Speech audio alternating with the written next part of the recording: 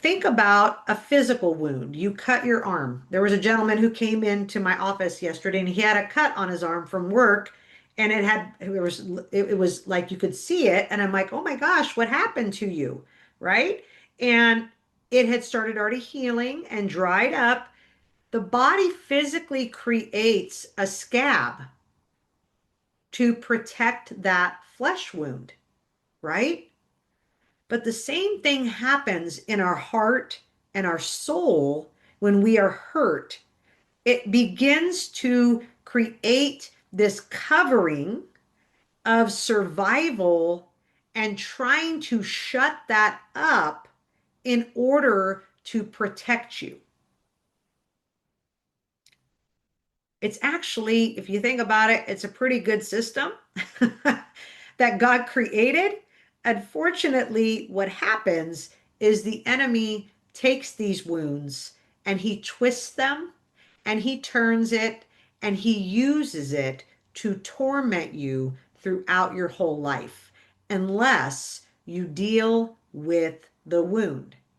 Like a physical wound, if you keep messing with it and keep tearing the scab off, at some point it's going to get infected and you've got to deal with something more serious. What I want you to understand is the same thing physically and emotionally is that you get a wound and it starts to get infected and it begins to ooze through our words, our emotions, our thought process, and honestly, it begins to physically affect our physical body with stress and adrenal issues and lack of sleep and anxiety and worry and all those kinds of things. You've got to deal with the root wound in order to move forward.